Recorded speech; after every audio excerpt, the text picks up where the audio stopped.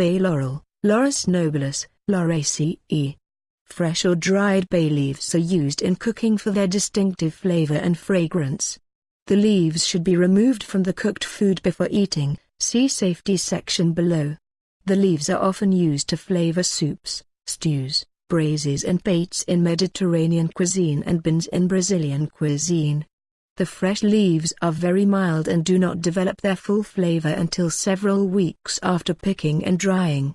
California bay leaf, the leaf of the California bay tree, Umbellularia californica, Lauraceae, also known as California laurel, Oregon myrtle, and pepperwood, is similar to the Mediterranean bay laurel, but has a stronger flavor. Indian bay leaf or Malabathrum, Cinnamon tamala, Lauraceae, differs in that bay laurel leaves are shorter and light to medium green in color, with one large vein down the length of the leaf, while edge part, Cinnamon tamala, leaves are about twice as long and wider, usually olive green in color, and with 3 veins down the length of the leaf and is culinarily quite different, having a fragrance and taste similar to cinnamon, cassia, bark, but milder.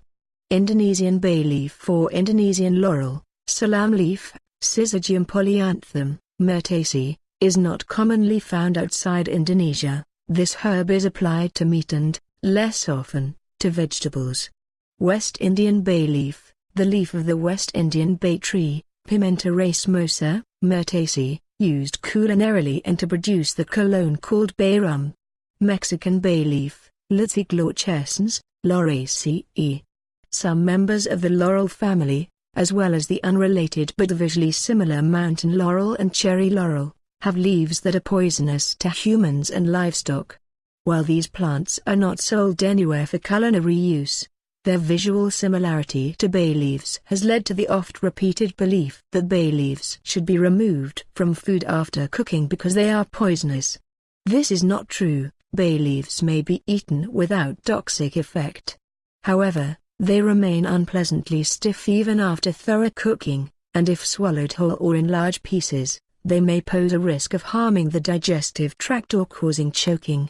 There have been cases of intestinal perforations caused by swallowing bay leaves, so unless the leaves in the recipe have been ground they should be removed from the food before serving, otherwise, the risk of a surgical emergency remains. Thus, most recipes that use bay leaves will recommend their removal after the cooking process has finished. In Indian and Pakistani cuisine, bay laurel leaves are sometimes used in place of Indian bay leaf, although they have a different flavor. They are most often used in rice dishes like biryani and as an ingredient in garam masala. Bay laurel leaves are frequently packaged as tejpata, the Hindi term for Indian bay leaf, creating confusion between the two herbs. In the Philippines, dried bay laurel leaves are added as a spice in the dish called adobo. Bay leaves were used for flavoring by the ancient Greeks. They are a fixture in the cooking of many European cuisines, particularly those of the Mediterranean, as well as in the Americas. They are used in soups, stews, meat, seafood, vegetable dishes, and sauces. The leaves also flavor many classic French dishes. The leaves are most often used whole, sometimes in a bouquet garni, and removed before serving. They can be abrasive in the digestive tract. Thai and Laotian cuisine employs bay leaf, Thai named by Krawan, in a few Arab-influenced dishes, notably massaman curry. Bay leaves can also be crushed or ground before cooking. Crushed bay leaves impart more fragrance than whole leaves, but are more difficult to remove, and thus they are often used in a muslin bag or tea infuser. Ground bay laurel may be substituted for whole leaves, and does not need to be removed, but it is much stronger.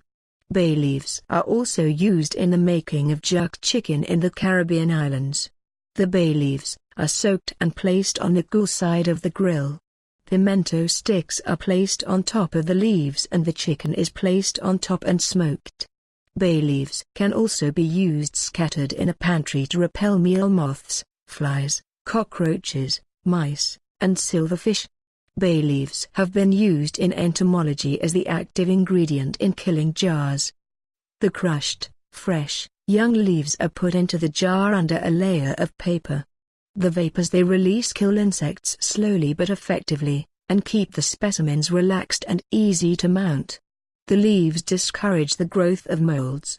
They are not effective for killing large beetles and similar specimens, but insects that have been killed in a cyanide-killing jar can be transferred to a Laurel jar to await mounting. There is confusion in the literature about whether Laurus nobilis is a source of cyanide to any practical extent, but there is no evidence that cyanide is relevant to its value in killing jars. It certainly is rich in various essential oil components that could incapacitate insects in high concentrations. Such compounds include 1,8-cineol, alpha-terpineol acetate, and methyl eugenol.